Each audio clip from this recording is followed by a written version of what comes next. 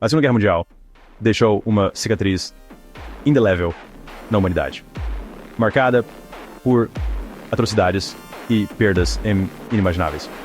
Entre os muitos capítulos sombrios deste conflito está a história das mulheres de conforto. Um termo que esconde a terrível realidade da escravidão sexual imposta pelo exército imperial japonês. Do início da década de 1930 até 1945, estima-se que 200 mil mulheres e meninas, principalmente de territórios asiáticos ocupados pelos japoneses, foram forçadas à servidão sexual para soldados japoneses. Essas mulheres, muitas delas pouco mais que crianças, foram atraídas com falsas promessas de trabalho ou tiradas à força de suas casas. Elas foram transportadas para casas de conforto, estabelecidas em todo o Império Japonês em tempos de guerra, que se estendia da Coreia e China às Filipinas e Indonésia.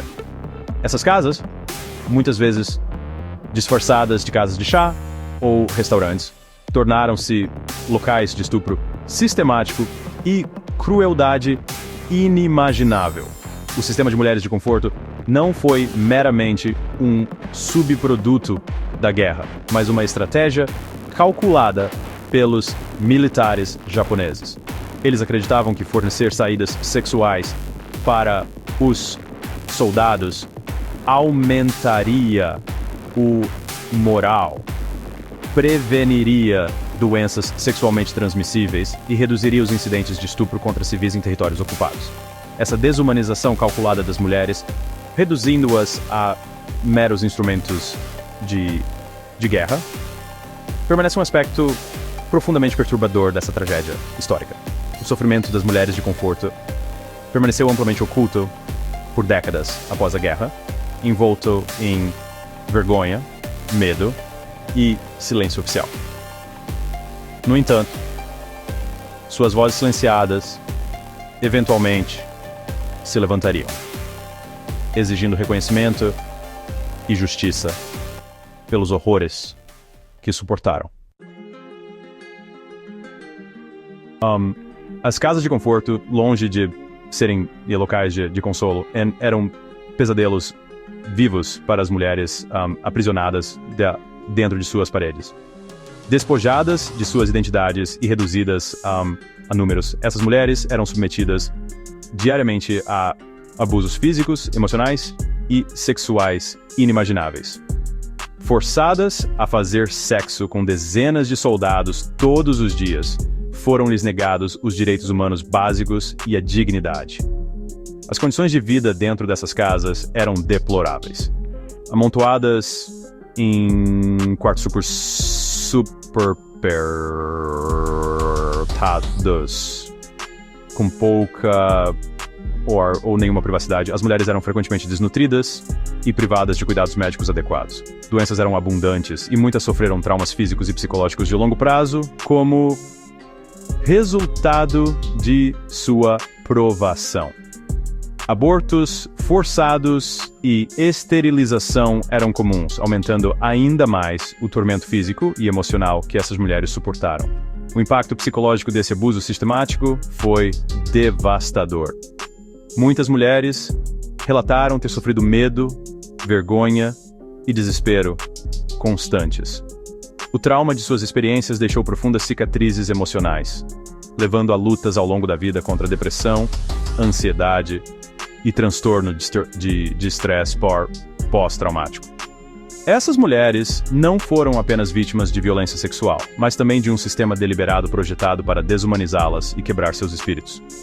Os horrores vividos dentro das casas de conforto são um lembrete sombrio da brutalidade e desumanidade que a guerra possibilita. A natureza sistemática e generalizada desse sistema de escravidão sexual o torna um exemplo particularmente horrível de crimes de guerra e crimes contra a humanidade. O sistema de mulheres de conforto prendeu mulheres de vários países sob ocupação japonesa, cada uma com sua própria história de partir o coração para contar. Meninas foram recrutadas à força da Coreia, o maior fornecedor de mulheres de conforto, sob o pretexto de trabalho em fábricas ou cargos de enfermagem. Outras foram enganadas por promessas de aventura ou segurança financeira apenas para se encontrarem presas em um pesadelo. Na China, soldados japoneses invadiram aldeias, sequestrando mulheres e meninas de suas famílias e comunidades. Essas mulheres, muitas vezes vistas como despojos de guerra, foram submetidas a atos horríveis de violência e degradação. Histórias semelhantes surgiram das Filipinas, Indonésia e outros territórios ocupados, pintando um quadro sombrio da escravidão sexual generalizada em todo o Império Japonês em tempos de guerra. Uma sobrevivente, Kim Hak-sung, uma coreana que corajosamente se apresentou em 1991 para compartilhar sua história, descreveu ter sido enganada para servir aos militares japoneses aos 17 anos. Ela suportou anos de abusos horríveis nas mãos de soldados japoneses. E seu testemunho se tornou um catalisador para que outras sobreviventes quebrassem o silêncio.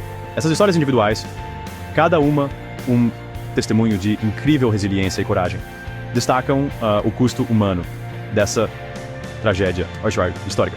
Elas dão rostos e vozes às milhares de mulheres que sofreram em silêncio por décadas, lembrando-nos que por trás das estatísticas estão vidas individuais marcadas para sempre pelos horrores da guerra.